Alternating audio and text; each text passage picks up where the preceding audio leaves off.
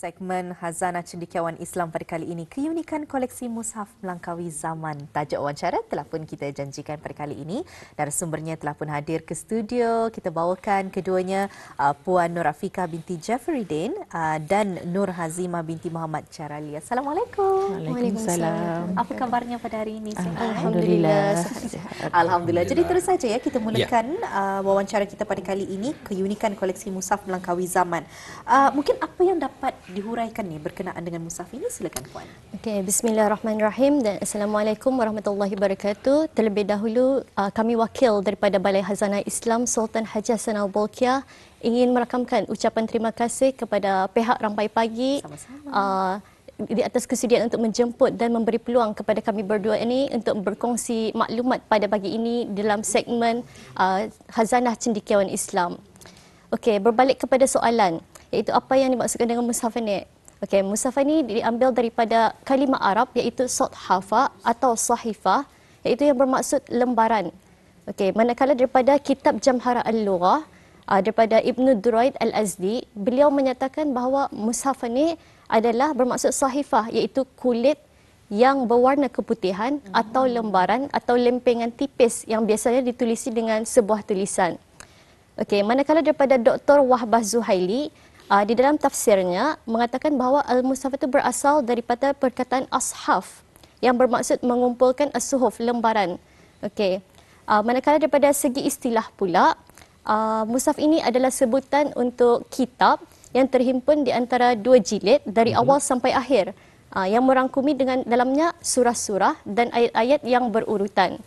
Okey. Koleksi mushaf yang terdapat di Balai Khazanah ini mempunyai dua jenis, iaitu salah satunya adalah mushaf secara bertulisan tangan yang digelar sebagai mushaf manuskrip.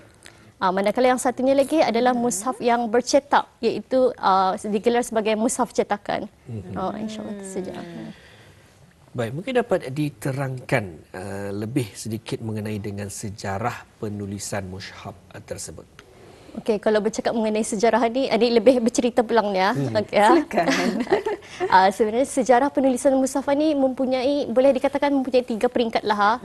Okey, peringkat pertama adalah semasa zaman baginda Rasul sallallahu alaihi wasallam, yang mana wahyu yang diterima oleh baginda Rasul itu diturunkan secara berperingkat-peringkat. Lebih kurang selama 23 tahun lah, dah sekaligus turunnya ni. Okey, selepas itu baginda mengajarkan kepada para sahabat. Sebahagiannya ada yang menghafal dan sebahagiannya lagi yang pandai menulis diarahkan untuk menulis. Sehingga mereka ini digelarkan sebagai penulis-penulis wahyu. Okey, antaranya adalah para khulafaur rasyidin, Muawiyah bin Abi Sufyan, Zaid ibn Sabit dan sebagainya. Okey, itu peringkat pertama. Okey, tadi masuk lagi ke peringkat kedua, yang mana peringkat kedua ini adalah semasa zaman pemerintahan khalifah kedua, iaitu Khalifah Abu Bakar As-Siddiq radhiyallahu anhu. Iaitu selepas kewafatan Rasul sallallahu alaihi wasallam. Peringkat ini digelarkan sebagai peringkat al-jama'u atau peringkat pengumpulan atau penghimpunan. Okey.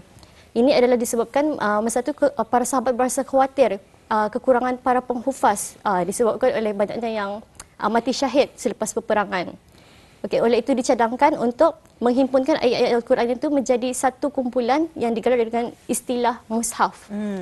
Okey, tadi masuk lagi ke peringkat ketiga, yang mana peringkat ini adalah semasa zaman pemerintahan khalifah ketiga, iaitu Sayyidina Uthman ibn Affan radhiyallahu anhu. Okey, beliau telah memerintahkan untuk menyatukan kesemua salinan-salinan mushaf itu menjadi satu salinan sahaja. Ini adalah disebabkan untuk menyeragamkan pembacaan umat Islam pada masa itu. Hingga bagi untuk mengelakkan kekeliruan juga bacaan umat Islam dalam pembacaan Al-Quran lah. Okey. Oleh itu diadakan ahli jawatan kuasa untuk membuat penulisan ini. Antaranya adalah para sahabat juga. Antaranya Zaid ibn Sabit, Abdullah ibn Zubair, Sa'id al-As, Abdul Rahman al-Haris dan yang lain-lain lagi. Okey, penulisan Quran masa itu masih pakai khat yang tidak bertitik, tidak berbaris. Selepas itu sehinggalah timbullah seorang pakar bahasa ni, iaitu Abu Aswad Ad-Du'ali, yang telah meletakkan noqtatul i'rab, iaitu sebagai tanda baris. So baris titik merah di atas, baris atas, titik merah di bawah, baris bawah dan sebagainya. Nuqtatul I'rab namanya. Jadi ingat dulu di zaman sekolah, Arab dulu kami ada belajar I'rab. Macam mana untuk membariskan setiap perkataan. Jadi mungkin ada berkaitan ke Lija. Lurus kita. Jadi kami pun difahamkan Balai Khazanah Islam ada mempamerkan pelbagai jenis mushaf. Jadi mungkin dapat diterangkan jenis-jenis dan asal usul mushaf tersebut. Silakan. Alhamdulillah, ya, Balai Khazanah ada mempamerkan pelbagai jenis mushaf. Ianya dipamerkan daripada pelbagai jenis negara, antaranya negara Arab Saudi, Rusia, Malaysia, Indonesia dan lain-lain lagi. Manakala kalau tadi kan bercakap jenis-jenis daripada segi seni lah, kaligrafinya, contohnya, kaligrafi yang digunakan juga yang dipamerkan ini boleh terlihat pelbagai jenis, iaitu kadang-kadang orang menggunakan khat nasah, khat sulus, khat hufi dan lain-lain lagi banyak. Sekali kalau tadi kan sebut daripada segi motif yang digunakan atau mempunyai pelbagai juga. Kalau tadi lihat tapi ia lebih memfokuskan kepada motif seni keislaman. Contohnya macam corak geometri Islam, bunga-bungaan, daun-daunan serta penggunaan warna-warna yang menariklah. Baik, cukup menarik juga perkongsian daripada narasumber kita itu Yang Mulia Puan Nur Afiqah. Namun alangkah lebih baiknya jika ada koleksi-koleksi yang dapat disaksikan. Mungkin daripada pihak Puan dapat dikongsikan mengenai dengan koleksi berkenaan. Kalau akan bercakap mengenai koleksi ini, banyak sebenarnya yang dipamerkan di Balai Khazanah Islam Sultan Haji Hassanal Bolkiah. Tapi saya menceritakan sebahagianlah saja. Sebahagiannya, salah satunya adalah mushaf salinan milik Ahmad Syamsuddin Karahisari, yang mana beliau adalah merupakan seorang ahli kaligrafi yang terkenal zaman Uthmaniyah. Mushaf ini yang dipamerkan di Balai Khazanah ini, Galeri 2, adalah merupakan mushaf yang 100% menyamai dengan yang asli. Sama ada dari segi tema, warna, daripada segi motifnya, bahkan dia punya barat itu sama dengan yang asli. Jadi kalau dapat kita saksikan di skrin Kaca TV pada ketika ini, ada satu paparan gambar mungkin dapat Puan kongsikan. Itu adalah merupakan mushaf berbentuk miniature, yang mana ia adalah antara mushaf yang terkecil yang dipamerkan di dalam koleksi Balai Khazanah Islam Sultan Haji Hassanal Bolkiah.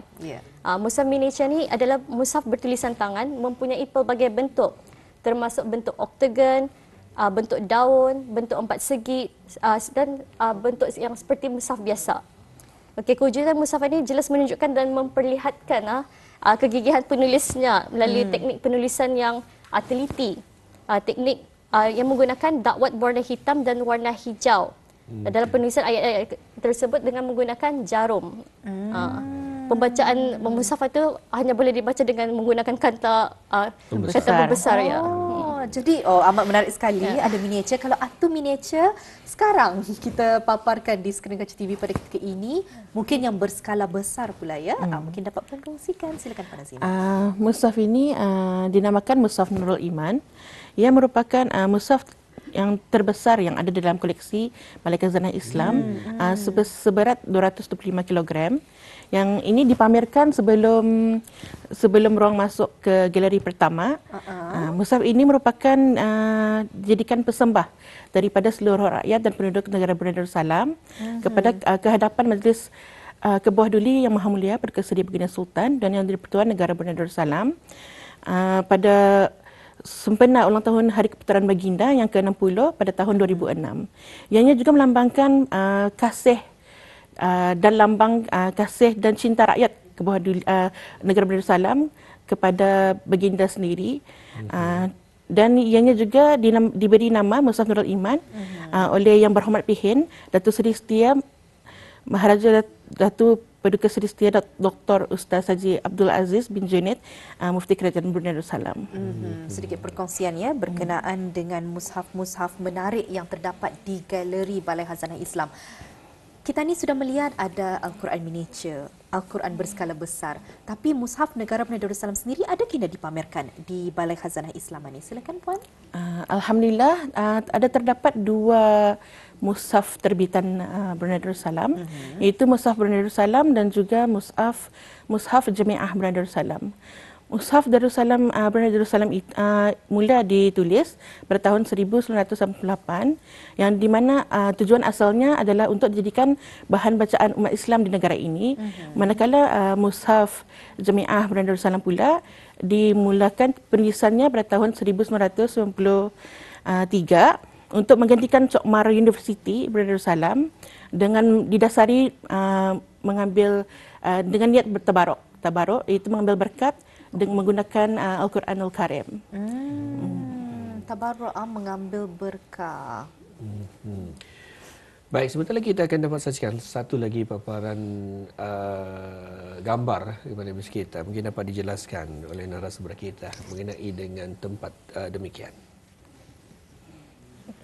Okey, ini adalah merupakan Mushaf Galeri 2 yang mana di sini adalah pameran mushaf-mushaf yang khususnya pelbagai jenis mushaf juga yang boleh saya katakan.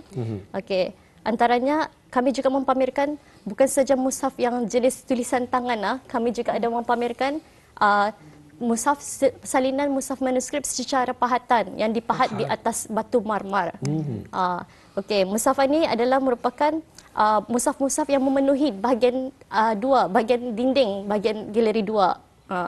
Okey, mushaf ini dipahat di atas batu marmar atas titah perintah seorang raja India iaitu Sultan Muhyiddin Aurangzeb pada tahun 1078 iaitu bersamaan dengan 1667 Masihi, kira-kira dalam 400 tahun yang lalu dah sudah tu. Selain itu juga kami ada juga mempamerkan mushaf yang berusia ratusan tahun, bahkan ada yang sampai 1000 tahun. Okey, salah satu mushaf yang berusia 1000 tahun di sana kami dapat dilihat daripada segi tulisannya, yang mana mushaf itu ditulis dengan sebuah tulisan iaitu menggunakan khat kufi maghribi yang dipercayai berusia kira-kira daripada kurun ke-4 atau ke-5 Hijrah lah macam tu. Wah, ada juga yang terpahat, ada juga yang sudah 1000 tahun lamanya. Cukup menarik. Kita ambil waktu ini untuk berehat seketika. Kembali selepas ini.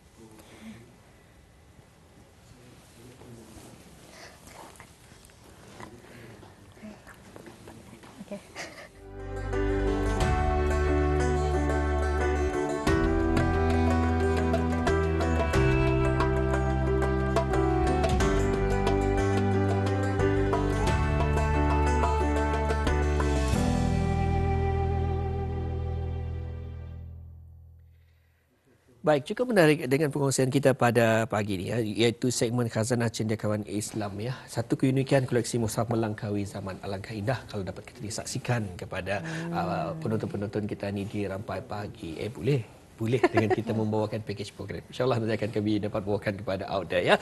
Namun sebelum itu kita ingin bertanya lebih lanjut dengan narasumber kita. Adakah lagi koleksi mushaf yang menjadi tarikan para pengunjung? Bagaimana? Selain daripada koleksi mushaf yang menarik yang diterangkan sebelum tadi, terdapat juga satu lagi mushaf iaitu dinamakan Alifi Quran.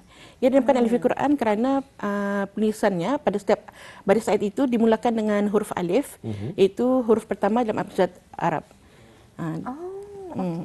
Dan mushaf ini dipenuhi dengan ukiran corak daun, bunga dan juga ada ukiran Masjid Al-Aqsa, yang merupakan persembah juga kepada Kebuah Duli Yang Maha Mulia Perkasa Baginda Sultan dan yang di-Pertuan Negara Brunei Darussalam daripada Ikrimah Said Sabri, iaitu khatib Masjid Al-Aqsa Al-Mubarak pada tahun 1992. Alifil Quran dan setiap perkataan itu dimulai dengan huruf alif. Baiklah. Jadi kalau kita ni dalam perbincangan ni mungkin dapat kita ni kupas dengan lebih lanjut. Apa sebenarnya peranan utama dan kepentingan mushaf kepada Balai Khazanah Islam Sultan Haji Hassanal Bolkiah? Silakan Puan. Alhamdulillah. Allah Subhanahu Wa Taala menurunkan Al-Quran ini secara berperingkat-peringkat seperti yang kita ketahui. Dan menjadikan ianya sebagai satu mukjizat yang terbesar yang membuktikan kerasulan Nabi Muhammad SAW dan menunjukkan juga kewujudan Allah Subhanahu Wa Taala dengan sifat-sifat kesempurnaannya. Di sini kita dapat kaitkan berapa pentingnya mushaf itu dengan peristiwa nuzul Al-Quran yang bakal kita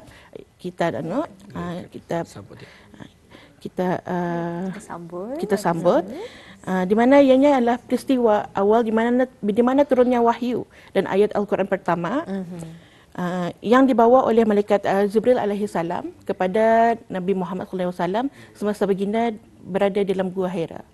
Jadi dari sana ianya juga memberi makna yang besar kepada umat Islam, khasnya kepada umat Nabi Muhammad sallallahu alaihi wasallam, dan membaca Al-Quran serta mengamalkannya, menghayatinya merupakan satu ibadah. Dan juga dengan ini menunjukkan betapa kita ini sendiri sebagai umat Islam, umat baginda sendiri, begitu menghargai mukjizat terbesar ini dan menjadikannya sebagai panduan hidup kita ini. Alhamdulillah, sedikit sebanyak ya perkongsian berkenaan dengan kepentingan mushaf yang ada. Tapi mungkin ada kali makluman-makluman tambahan yang ingin disampaikan? Ya, Alhamdulillah. Okey, kepada para penonton yang berminat untuk melihat secara lebih dekat lagi koleksi-koleksi mushaf yang diterangkan sebentar tadi, orang ramai adalah dialu-alukan untuk mengunjungi Balai Khazanah Islam Sultan Haji Hassanal Bolkiah, yang mana kami ini beroperasi setiap hari kecuali hari Jumaat. Manakala waktu beroperasi kami bermula daripada jam 9 pagi sehingga jam 5 petang. Okey, kaunter penjualan tiket pula dibukakan mulai jam 9 pagi sehingga jam 3 petang sahaja. Untuk maklumat orang ramai juga, insya-Allah Balai Khazanah Islam Sultan Haji Hassanal Bolkiah akan mengadakan kempen derma darah, yang mana kempen ini akan diadakan iaitu pada 13 hari bulan Mac 2023 bersamaan dengan 20 Syakban 1444 Hijrah, iaitu hari Isnin, bermula daripada jam 9 pagi hingga 11.30 pagi. Okey, acara ini akan berlangsung di ruang lobi Balai Khazanah Islam Sultan Haji Hassanal Bolkiah. Orang ramai adalah dialu-alukan untuk menderma darah. Okey, lebih istimewa lagi, bilik rambut mulia Rasulullah sallallahu alaihi wasallam juga bakal akan dibukakan, iaitu bersempena dengan memperingati hari nuzul Al-Quran pada hari nuzul Al-Quran dan pada 10 hari terakhir di bulan Ramadan. Okey, bilik ini akan dibukakan dari jam 9 pagi sehingga jam 3 petang. Manakala kaunter pembelian tiket pula hanya akan beroperasi sehingga jam 1 petang sahaja. Okey, dengan itu orang ramai adalah dialu-alukan untuk merebut peluang berkunjung ke Balai Khazanah Islam Sultan Haji Hassanal Bolkiah. Baik, itu satu perkongsian yang cukup menarik dan sudah tentunya satu lokasi yang boleh Audia bawa kepada anak-anak nanti ya. Satu sejarah yang boleh saja dapat kita ni kongsikan bersama mereka, dan juga mengenai dengan acara ataupun kempen derma darah yang boleh Audia ikuti pada 13 Mac 2023 tersebut ya, bertempat di ruang lobi Balai Khazanah Islam Sultan Haji Hassanal Bolkiah. Amat padat sekali segala perkongsian dan informasi buat segmen Khazanah Cendekiawan Islam pada kali ini. Keunikan koleksi mushaf melangkaui zaman. Rampai pagi tidak lupa ingin mengucapkan ribuan terima kasih kepada kedua narasumber kita yang sudi datang ke studio pada pagi ini mengongsikan dengan sangat menarik, banyak ilmu-ilmu baru kita dipelajari. Teringin rasanya untuk mengunjungi Balai Khazanah Islam Sultan Haji Hassanal Bolkiah untuk melihat dengan lebih lanjut dan lebih dekat lagi dengan mushaf-mushaf menarik yang telah pun dikongsikan sebentar tadi. Ribuan terima kasih sekali lagi kami ucapkan. InsyaAllah Puan kita akan bersua lagi di lain kesempatan. Mungkin lain pula tajuknya pada lain kali ya. InsyaAllah. Assalamualaikum Puan. Waalaikumsalam.